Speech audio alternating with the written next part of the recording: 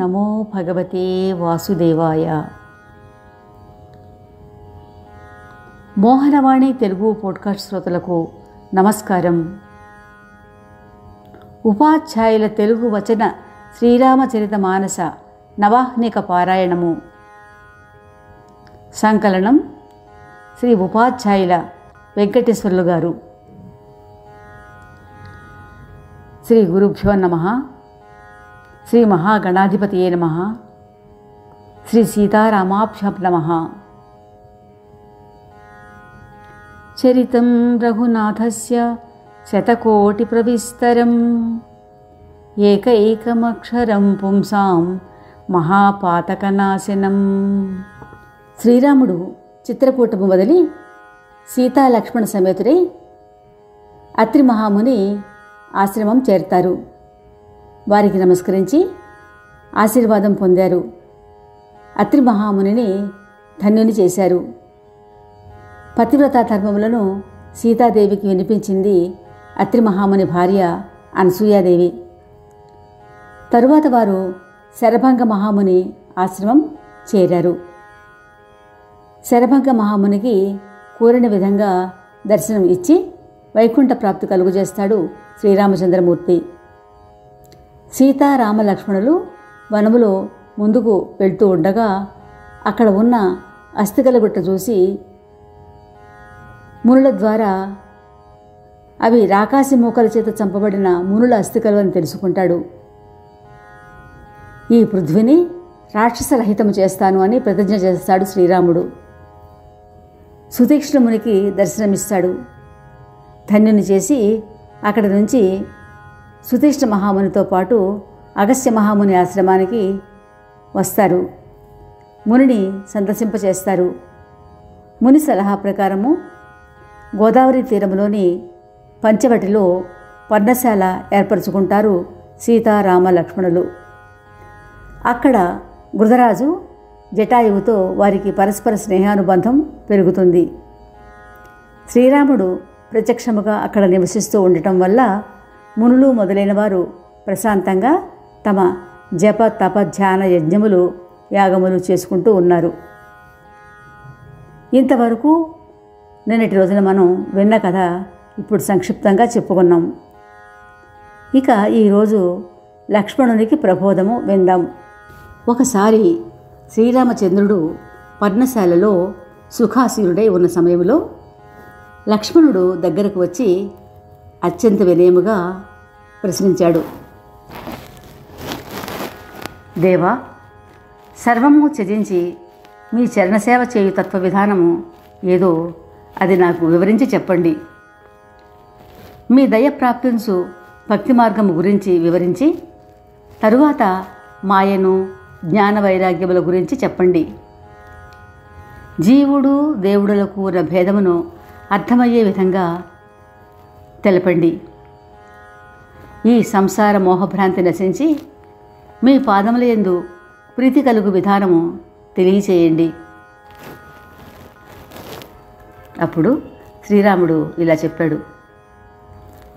నాయనా లక్ష్మణ, నీవు అడిగిన వాటి గురించి నీకు అర్థమయ్యే విధంగా సూక్ష్మంగా చెప్తాను, విను.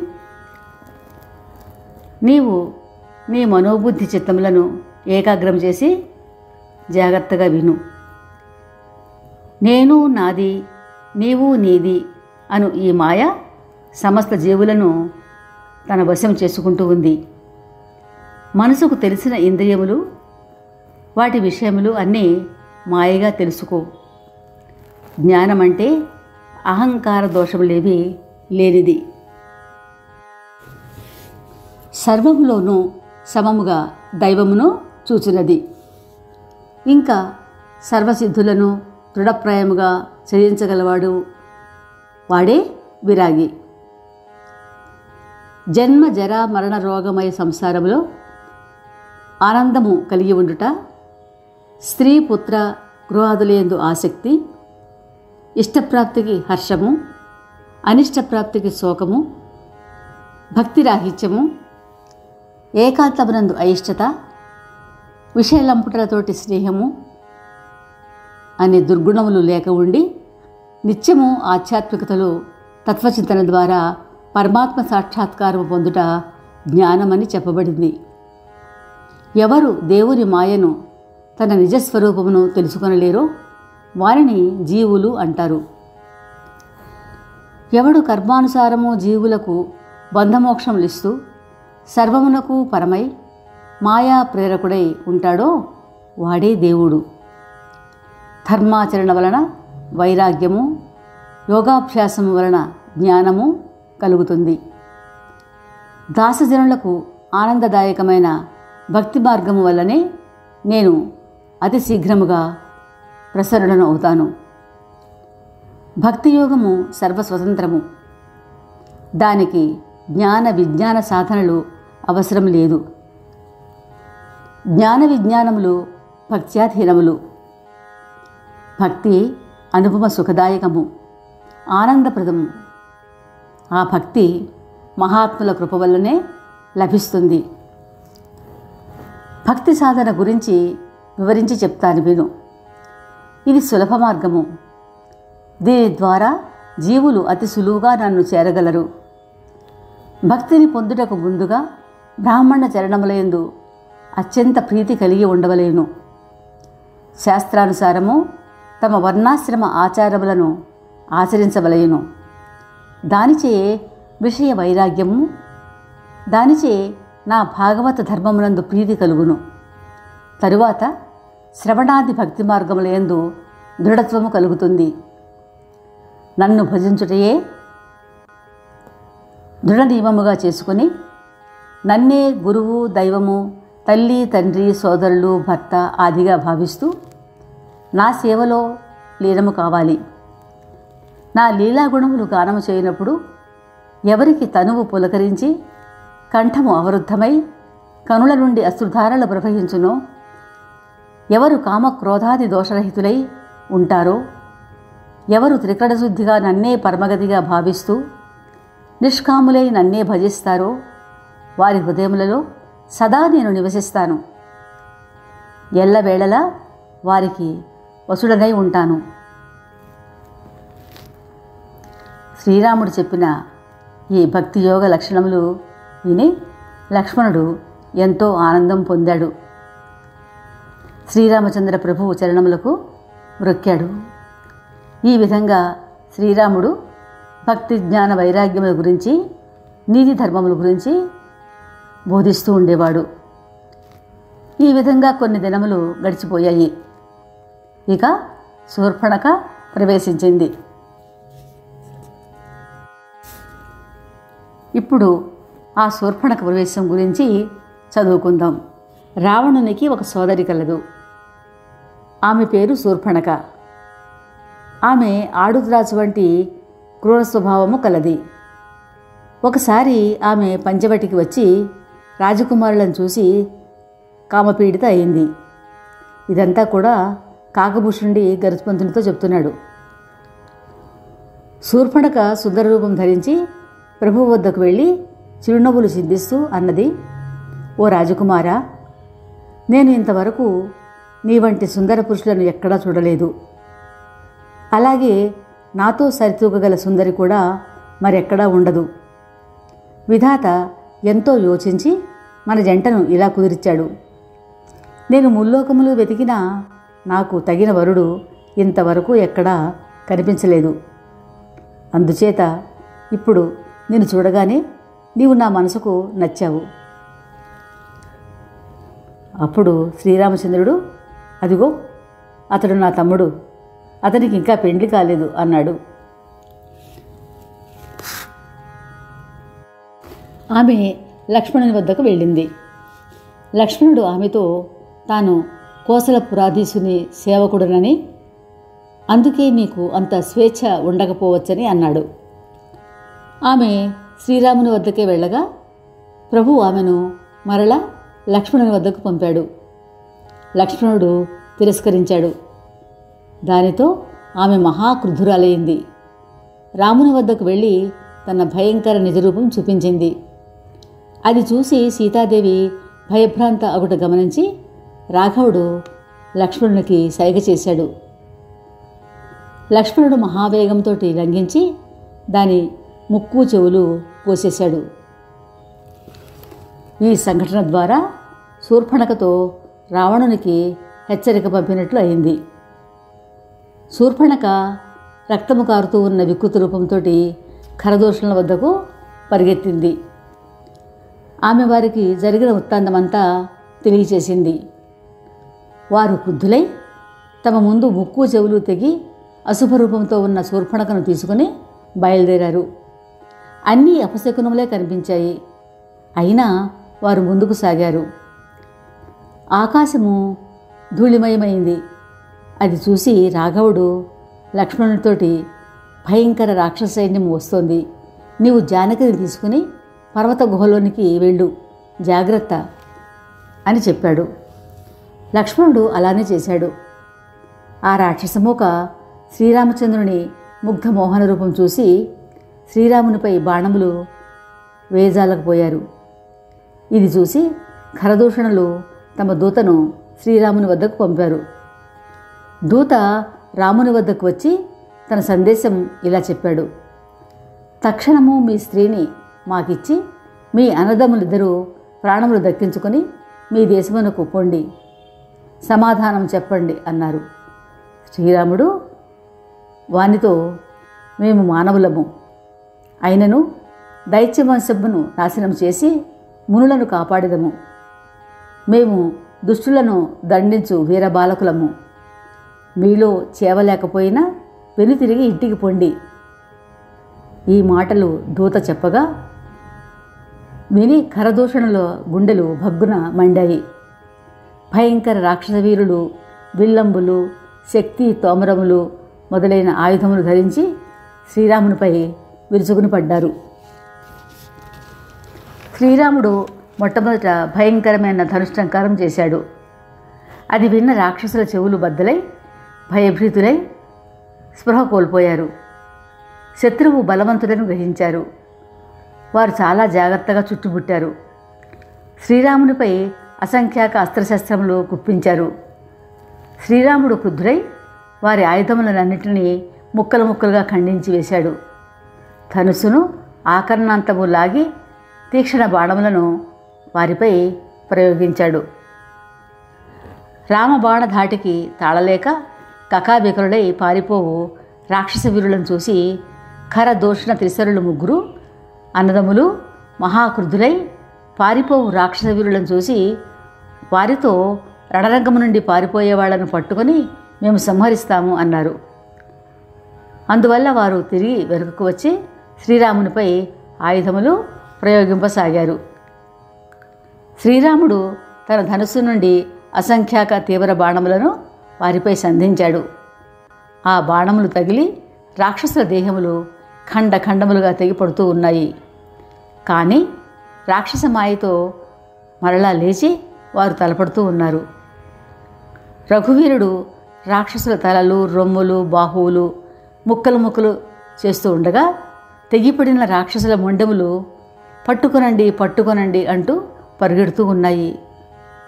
క్రుద్ధులైన ఖరదూషణ త్రిశరులు అసంఖ్యాక శక్తి తోమరములో ఆది ఆయుధములతో ఒక్కుమ్మడుగా శ్రీరామునిపై ప్రయోగించారు.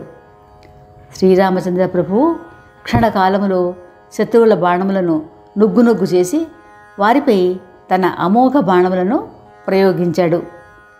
దెబ్బతిన్న ప్రతి రాక్షసుడు నేలకు ఒరుగుతూ ఉన్నారు, కానీ చనిపోవటలేదు. దేవతలు 14,000 రాక్షసులు ఉండగా శ్రీరాముడు ఒక్కడే ఉన్నాడని చాలా భయపడుతూ ఉన్నారు. మునులు, దేవతలు ఇలా భయపడుట చూసి మాయాపతి శ్రీరాముడు మహావిచిత్రం చేశాడు. శత్రు సైన్యంలోని ప్రతివారు ఒకరినొకరు శ్రీరామునిగా భావించుకున్నారు. తమలో తామే తలపడి ఘోరముగా పోరాడి ఒకరినొకరు తెగ నరుగుకొని మరణించారు. ఏడీ రాముడు, వధించండి అంటూ ప్రాణత్యాగ సమయంలో పదే పదే రాముని స్మరించటం వల్ల వారందరూ నిర్వాణము పొందారు, అంటే మోక్షం పొందారు. శ్రీరాముడు ఈ విధంగా యుక్తితో క్షణములో శత్రు సంహారం చేసి వేశాడు. రఘువీరుడు రణరంగములో శత్రువులపై విజయం సాధించడం వల్ల దేవ మానవ మునిపుంగవులు నిర్భయులయ్యారు. లక్ష్మణుడు సీతను తీసుకుని వచ్చాడు.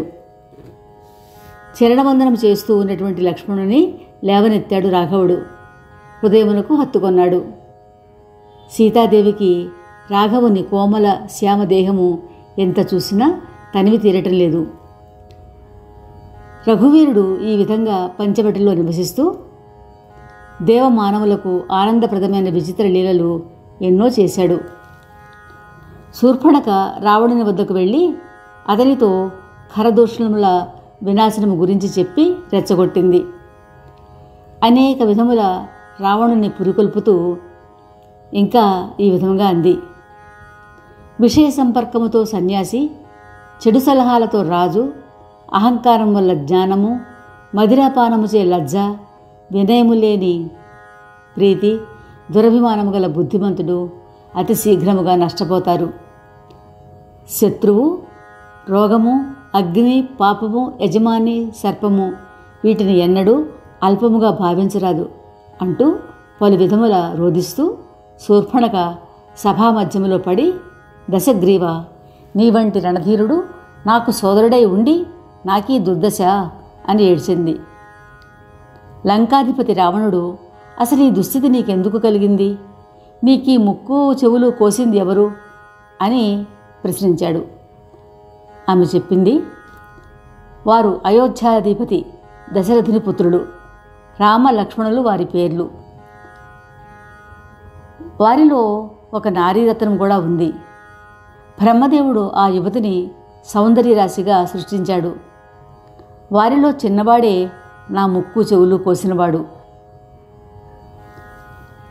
నీ చెల్లెలిని గేలి చేసి దూషించాడు. నా మొర విని ఖరదూషణ త్రిశరులు నన్ను కాపాడటానికి రాగా సైన్య సమేతముగా వారిని క్షణములో సంహరించారు. ఖరదూషణ త్రిశరాది రాక్షస వీరుల వినాశనము విన్న రావణుని ప్రతి అంగము భగ్గున మండింది. తన అసమాన బలపరాక్రమములు వర్ణించి చెప్పి శూర్పణఖను ఓదార్చాడు. కానీ ఆ రాత్రి అతనికి కునుకు పట్టలేదు. దేవ మానవ అసుర నాగ పక్షి జాతులలో ఎవరూ నా సేవకును కూడా పట్టు సాహసవంతులు లేరే. ఖరదూషణలు నాతో సములైన బలవంతులు. వాళ్లను భగవంతుడు కాక మరెవరు వధించగలరు? భూభారము తగ్గించి దేవతలను రక్షించుటకు భగవంతుడే అవతరించి వచ్చినట్లయితే నేను ఆయనతో బలవద్విరోధము పెట్టుకుని నా బాణప్రహారం చేత ప్రాణములు త్యజించి భవసాగరమును త్యజించి తరిస్తాను అనుకున్నాడు రావణుడు. ఈ తామసదేహంతో నేనెలాగూ భగవద్భజన చేయలేను. కాబట్టి నా దృఢ నిశ్చయము ఇదే. ఒకవేళ మానవ రూపంలో ఉన్న వారిద్దరూ రాజకుమారులే అయినట్లయితే వారిని జయించి వారి స్త్రీని చెరబడతాను అని నిశ్చయించుకొని రావణుడు రథం ఎక్కి సముద్ర తీరంలో ఏకాంతవాసం చేస్తూ ఉన్న మారుతిని వద్దకు వెళ్ళాడు. శివుడు చెప్తున్నాడు, పార్వతి, ఇక్కడ శ్రీరాముడు ఏం చిత్రం చేశాడో ఆ సుందరగాథ కూడా చెప్తున్నాడు విను. లక్ష్మణుడు కందమూల ఫలములు తెచ్చుటకు వెళ్ళగా సీతారాములు ఏకాంతంగా ఉన్న సమయంలో శ్రీరాముడు సీతతో ఈ విధంగా చెప్పాడు: సీత, నేనిప్పుడు అద్భుత నరలీల చేయవలసి ఉంది. కాబట్టి నాచే రాక్షస వినాశనము సంపూర్తి ఎగు వరకు నీవు అగ్నిలో ప్రవేశించు అనగా విని సీతాదేవి ప్రభు చరణములను హృదయములో నిలుపుకొని అగ్నిలో లీనమయ్యింది. ఛాయారూపమును అక్కడ నిలిపింది. భగవంతుడు వర్ణించిన ఈ లీలానాటకము అతి రహస్యము. ఇది లక్ష్మణుడికి కూడా తెలియదు. మారీచ రావణ సంవాదము స్వార్థపరుడైన నీచ రావణుడు మారీచుని వద్దకు వెళ్ళి శిరసు వంచి అభివాదం చేశాడు. భవానీ విను, అల్పుని అతి వినయము ఎప్పుడూ ప్రమాదకరమే. అంకుశము, ధనుస్సు, సర్పము, పిల్లి ఈ నాలుగు ముందు నమస్కరించినట్లుగా వంగి తరువాత లక్ష్యముపైకి లగ్నిస్తాడు. ఏ విధముగానైనా దుష్టుడు ఎలా తలవంచి నమస్కరించినా కూడా అది అతి దుఃఖదాయకమే. మారీచుడు రావణునికి ప్రత్యభివాదం చేసి అడిగాడు, మీరిలా ఒంటరిగా వచ్చటకు కారణమేమి అనగా, రావణుడు జరిగిన కథంతా పూర్తిగా చెప్పి అతనితో, నీవు ఇప్పుడు మాయలేడివి కావాలి, ఆ మిషతో నేను ఆ రాజకుమారుని తీసుకుని వెళ్ళిపోతాను. దానికి సమాధానంగా మారీచుడు శ్రీరాముని మహిమను చెప్పాడు. వారితో విరోధము శ్రేయస్కరము కాదు, సరికదా కుల వినాశనము కూడా అవుతుంది. అందుచేత వంశక్షేమమును ఆశించి అయినా మీరు నా మాట విని ఇంటికి తిరిగి వెళ్ళండి. మారీచుని మాటలకు రావణుడు భగ్గున మండాడు, తీవ్ర దుర్భాషలాడాడు. మారీచుడు తనలో ఆయుధధారి, రహస్యం తెలిసినవాడు, శక్తిమంతుడు అయిన యజమాని, ధనవంతుడు, వైద్యుడు, కవి, భట్రాజు, వంటవాడు, మూర్ఖుడు, ఈ 9 మందితో విరోధం ఉన్నవాడు వాడికి ఎప్పుడూ క్షేమం కాదు. కాదన్నట్లయితే మరణమే శరణ్యము. కాబట్టి రఘువీరుని శరాఘాతముతో మరణించుటే నాకు శ్రేయము అనుకొని రావణుని వెంట వెళ్ళాడు. రేపు ఇదే సమయానికి మారీచుడు రావణుని ఆజ్ఞను ఎలా పాటించాడో మన మోహనవాణి ద్వారా విందాం. శ్రీరామరక్ష సర్వజగద్రక్ష.